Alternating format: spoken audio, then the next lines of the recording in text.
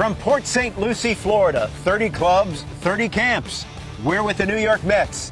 The Mets, of course, missed the postseason last year, but they roll into 2026 with renewed expectations and hopes. Alongside Cliff Floyd, a former Met, I'm Robert Flores. We're glad you're with us. Cliff, as I said, expectations high, as always, here in for the New York Mets, but there is some uncertainty here with this club. Yeah, I think the biggest thing is trying to, figure out how you're going to get the production that you lost in the Pete Alonso, but you have some versatility. And when you have versatility, that means, and some good versatility, I mean, Luis Roberts, if you can get that passion back in him to play, and then you got a Carson Benz who's a younger guy that is, on the cusp of making the league and, making the team. And if you can get these guys to sort of just play within themselves and not try to do too much, I think you're on the right path. Yeah, Carlos Mendoza, the manager, said, hey, Luis Robert, when healthy, if he's right, he is very impressed with the skill set of Lou Bob. Ruffalo, so you start looking at the stats and you go, wait a minute, in 2021, it was 145 games, 38 and 80. That plays, if you're talking about a Luis Roberts that plays 150 games. You mentioned the versatility, and while there are some question marks around the roster and the lineup, there is some versatility that maybe Carlos Mendoza hasn't had in the past couple of seasons. Right, and I think that's the biggest thing is, right, when you have that versatility, that's something you look at in the spring with a Lindor out, who can play multiple positions and give you what you need. Mark Vientos, possibly at first, could put him at third to spell Bo Bichette every now and then. Brett Beatty, as you said, also. Right there, a lot of versatility here for the New York Mets. Hey, remember the slow start Juan Soto got off to? Well, all he did last year was go for 40-plus homers, and he was 2 stolen bases away from a 40-40 season. Earlier, we had a chance to catch up with the Mets superstar. Juan, I know you're getting ready to go to the WBC. What does it mean to represent your country on that stage? I feel it's one of the best things that you can ever make. It's a different experience, to be part of that team, to represent the whole Dominican Republic. I mean, it's just in another level. The pride that you feel, the energy, and it's in another level. Hey, when you look at like getting to camp and not having the guy that, big clubhouse guy and Pete Alonso, what's the dynamic now? How do you guys, plan on bonding and making sure everything is flowing naturally? Pete was great for the team. He was great in the clubhouse and outside of the clubhouse. He was a great leader. But you got to move on. You got to move on. And what we do here, it's like we are the same. We are equal. Everybody in that room has a voice. Everybody feels good. Everybody feels comfortable. And just have fun, man. Like, don't worry about the vibe that's going to be there if you have fun. Every day you bring a smile, bring the good energy, everything's going to go in the right way. The transition from right to left, how's that going? I feel it's pretty easy. It's been pretty easy. Helps that you've played it before. There. Yeah, I've been there.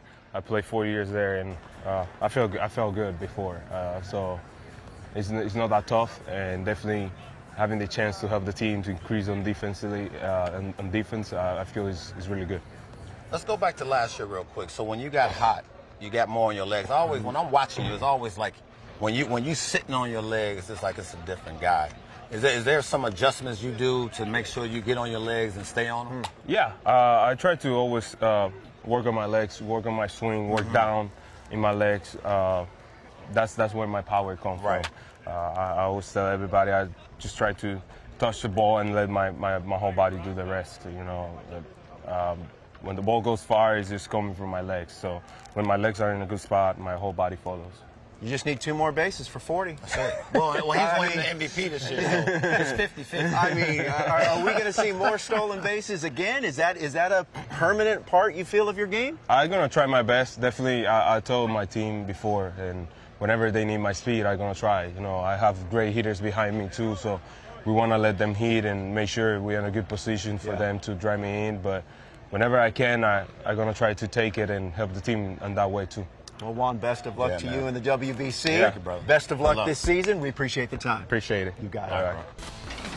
After a breakout season in 2024, Mark Vientos struggled at the plate in 2025. The culprit, his inability to catch up with the fastball. We caught up with Swaggy V himself, Mark Vientos. All right, Mark, just listening to Carlos Mendoza earlier today, he said you're getting better at first. How has that transition been for you? How's that working over there? It's been good. I feel super comfortable over there. did a lot of work this off season, and just talking to the guys, Kai and Leap, they've been helping out a lot with getting more comfortable with first base, the footwork around the bag, and just receiving balls. When we talk about hitting, you and I, we talk about some of the things and nuances that go in our brains and how it works. How do you get yourself to not get back to 24, but understand that 24 is in his body? I think it's just going back to staying consistent with the routine. I think my routine in 24 was the most consistent it's ever been in my career. I stuck to it for the whole season, and I felt like I had something to lean back on when things weren't going my way, and it just gave me confidence on the field. I was showing you this earlier. You talked about the approach and what you guys did. This is you in 24, and last year the numbers weren't the same in part because you said it was an approach thing. You were maybe looking for spin or off speed and ended up being late on the heater. Is that fair to say? Yeah, absolutely. I think going into 25, I had that year that I had in 24. I had more expectations for myself, put too much pressure on myself, and I tried to be someone I was not. I tried to be perfect at the plate. And it's like, just be who you were in 24, be who you are. Like me, I'm going to attack what I want to attack, like I said, and when it's there, I won't miss it. Yeah. Well, this guy needs to hit bombs. Well, he needs to hit bombs, but we talked about him being on his legs, and I see it now. See, the two-handed finish means you have to stay on your legs. Yeah. You cannot come off them. If you come off, that means you become a one-handed, one-dimensional swinger. I mean, I ain't trying to be a hitting coach, but like that right there is why we always look at tape, right? So it's breaking things down like that allows me to see if you're on your legs with your load, then there's no way for me to come off of it because then I become less dominant. Absolutely. Got it. Well, Mark, we appreciate the time. Yeah. Best of luck to you at first base and at the plate, and thank you very much for the time. Thank you guys so much. You got it. Appreciate you. Thank you.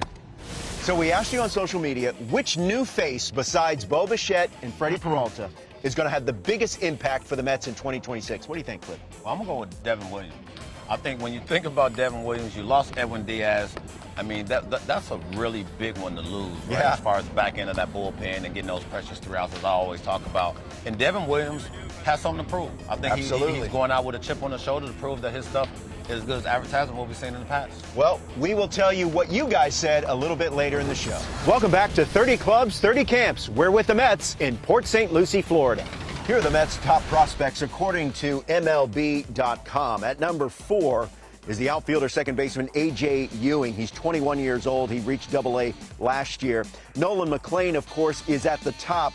The 24-year-old was really the Mets' best pitcher at the big league level towards the end of last season. Carson Benj and Jonah Tong slots in at number 3.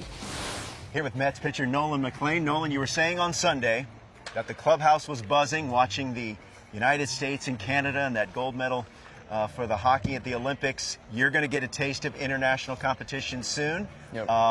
Did that kind of whet your appetite a little bit watching the hockey? Yeah, for sure. I mean, I was already fired up to begin with, but watching those guys go out there and compete, go into overtime, get their teeth knocked out and still get out there and keep doing it was unbelievable. So it's definitely gets me going. As we focus on the Mets and as your approach this season, in light of the success that you had last year, and it was really big-time success, how are you approaching this season? Yeah, I mean, I think the thing for me is know what I do really well at and stick with those things, but also be able to develop things that I'm not so great at. And then once again, it comes down to a competition for me each time. If I just go out there and compete and trust my stuff in the zone, the law of averages, it should work out most of the time.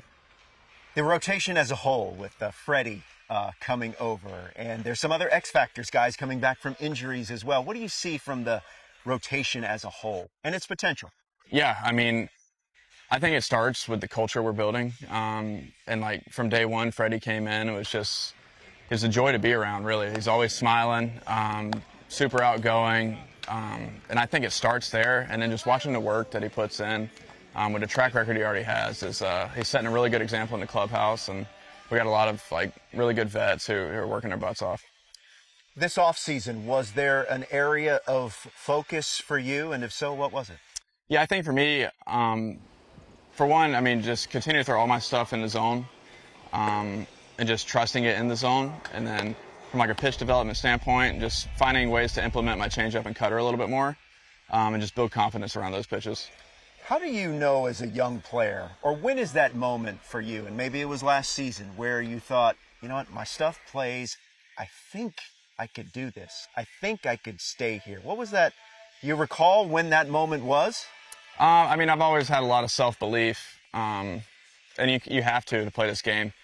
But yeah, I mean, I always knew I had good stuff. At least that's what the analytics said. But it's not until you face the big league guys where you're like, okay, it's playing. And at any given moment, those guys can get you. So it's a constant cat-mouse game when you're out there of like, what are they looking for? What do I need to throw? What am I throwing for strikes today? So it's a lot that goes into it. But yeah, I mean, the ultimate self-belief is what it really comes down to. Last season, do you recall your welcome to the big leagues moment? A moment when you're like, oh my goodness, that is so-and-so in the box. I grew up watching him. Yeah, I mean, whenever I debuted, I didn't really have one, I guess, before. Soto came up to me and was like, hey, welcome to the show. That was really cool for me. But it wasn't until I was pitching, and I can't remember if a runner got on first, and I always check up the middle who I got on double plays, or if we were holding a guy on. And I just remember seeing Francisco, and I'm like, okay, yeah, that's who I got up the middle. That's pretty cool. So that was kind of my moment. And then when we played the Phillies, and it wasn't really when I was pitching, it was when I'm in the dugout able to watch the game, where I'm like, man, it's Bryce Harper playing first. I watched millions of his games growing up, so it was really cool. Lastly, how much do you miss hitting? Not as much as I thought. I hit a little bit this off season. You did? Yeah, just to get loose. Just to try it out, you know, just keep the I don't want to lose athleticism. And how was it when you tried it? I think I'm better now than I was. Really? Yeah, and there's no swing thoughts going on anymore, so it's not in my head quite as much. But no, yeah, I mean, I swung a little bit, and yeah, definitely like pitching a lot more. And just so we're clear, there's no chance we see Cowboy Ohtani 2.0. I wouldn't say no chance. Really? But I think there's a very high chance it never happens. So. Oh, okay. Well, there you go. Hey, no, 99%. We appreciate the time. Yeah, good luck at the I appreciate WBC, it. and good luck Yeah, this season. thank you for having me. You got it. Manager interviews are presented by Sage, the official finance software partner of Major League Baseball. Welcome back to 30 Clubs, 30 Camps. We're with the Mets in Port St. Lucie, Florida. New York Mets were very active this offseason. They lost a lot of players. They also signed a lot of players, notably in the bullpen. Luke Weaver, who figures to be the setup man for Devin Williams. Here with Mets reliever Luke Weaver. As I was saying, you don't really have to move. You're kind of in the greater New York City area, just switching boroughs. How's the transition been? It's been great so far. Yeah, don't have to move too much. We'll be in a similar area, a different route, maybe a different highway. But at the end of the day, it's been an amazing transition. Everybody's been great, some former teammates, and just high on a club that's going to be very successful. So excited about it. What have they told you about how they envision your role in this bullpen, and what do you envision yourself for your role in this pen? Yeah, I think it's still early in the communications on that. We're trying to establish and get our arms right, make sure we're healthy. Those conversations will come, but I just want to make an impact. You know, I've always tried to think about it, especially as a new reliever in my career, just to get outs and do them when they need them, and just show up every day and be successful. And if I could do that, then the roles are the roles. They're just labels. You were mentioning that nothing really new that you've working on. It's just all about refinement. What is that process like? It's a daunting one at times. When things are flowing right and you got a nice mix going, then you just kind of show up and you feel confident. I think there's moments where month to month, week to week, we talked, even year to year, you're just trying to tweak and get those things back to level ground, and then from there you're going to have plus days and down days. And so for me, just navigating what I have that day, but this is the time to really push the envelope, try different breaks on different pitches, tweak grips, and get hitter feedback. I mean, these guys are pretty good, and your teammates are willing to share the knowledge as opposed to the opposition. Well, best of luck to you and the Mets this year. We appreciate the time. Thank you so much. You got it. Here's a look at the options for the 2026 Mets rotation, which of course was a concern at the end of last season. Clay Holmes has been experimenting with a curveball this spring. Nolan McLean was amazing and was really the Mets' best pitcher towards the end of last season. But at the top figures to be Freddie Peralta. Last year in Milwaukee, ERA under 3 in 33 starts, while recording at least 200 strikeouts for a third straight season. Time for the manager interview presented by Sage, here with Mets skipper Carlos Mendoza. We were just talking about the young players, the prospects, and on our graphic, we were looking 3 of these 4 guys. I mean, they're expected to make contributions right now. I mean, it's McLean, it's Binge, it's Tong maybe at some point. How do you feel about your young group that might be pressed into service pretty early? I'm not going to lie. I feel pretty good about not only those 3, but a lot of the talent that we are going to have at the AAA level that are knocking out the door, whether it's at AJU and Morabito type, some of the arms that we're going to see at that level. You mentioned Nolan McLean. Mm-hmm. We got to see it towards the end of last year. Jonathan. Don't forget about Christian Scott, who's coming off an injury here. He was pretty special for us in 2024. So there's a lot of names. You mentioned Carson Bench, obviously, but there's a lot of talent, and you got to give credit to our player development group here. So you look at some of the challenges you have with injuries. I heard you talking about it earlier in camp about some, Frankie's out for a little bit, and then you have some other guys that's getting back healthy. As far as getting these guys ready, how patient do you have to be? Is just making sure these guys are right and ready for spring training? We have to be smart. I know Francisco is going to push, big time. This is a guy that's played through so much throughout his career, and I have no doubt that he's going to be our shortstop come opening day. But then we have some guys. Louis Roberts is the perfect example. Because of his past injury, we want to make sure we do it right. So we're kind of slow playing him right now in spring training, a lot of backfield action. He's healthy, but we just want to make sure we get him to a spot where we feel like, all right, he's ready to go now. Opening day comes. We feel good about where he's at. Polanco, same way. Yeah. Francisco Alvarez is another guy. They're healthy. On the pitching side, I'm encouraged about Kodai Senga. I know you guys haven't asked me, but we can talk more about that. That's what I wanted to go to, because final one for me, Kodai, Manaya, some others maybe. There's some X factors here. What have you seen early from those guys, and the fact that Freddie Peralta is at the top, how important is that? Yeah, it's super important. We know what Freddie brings, not only on the field but off the field. And it's not a secret how much of a struggle it was for us with the starting rotation last year because of injuries, But the fact that we're here now and this early, and we mentioned a guy like Sean Manaya. Last year around this time he was hurt. Kodai Senga, I'm watching him throw live batting practice in his mid-90s. I never seen that before since I got this job. So that tells me that we got a healthy player there. So, and then you add a Clay Holmes second year, Nolan McLean. I feel really Peterson is in a good place right now. So feel good with guys are at. My last one, Mendy, is Devin Williams. Lost a big arm in Diaz, and now you get Devin Williams, who I feel is pitching with a little chip on the shoulder as far as just the talk that they was surrounding his name last year. But I know the stuff is there. What have you seen from him mentally? Yeah, stuff is there. He wanted to be here in New York, and he want to leave New York. Yeah, like you mentioned, it wasn't easy for him at the beginning, but he makes some adjustments, and he's got a chip on his shoulder. He's going to be a huge part on that bullpen. Hopefully getting the last 3 outs every time we ask him to do. He's not replacing Edwin Diaz. He should know that. Devin Williams has been elite, at this level for so many years. Yeah. So he's going to be our guy. Well, Mendy, we appreciate the time. Good luck to you and the Mets in 2026. Thanks appreciate it. Guys. Thank you very much, man. Good seeing you. Earlier, we asked you on social media, of the new acquisitions, and besides Bo Bichette and Freddie Peralta, which one is going to have the biggest impact? 29% of you that voted said it's going to be Louis Robert Jr. that will have the biggest impact among the new acquisitions. Marcus Semien trails him with 26%. Then it's Jorge Polanco, also with 26%. And reliever Devin Williams, Cliff's pick, just under 20%. Thanks for voting. Okay, wrapping things up here from Port St. Lucie.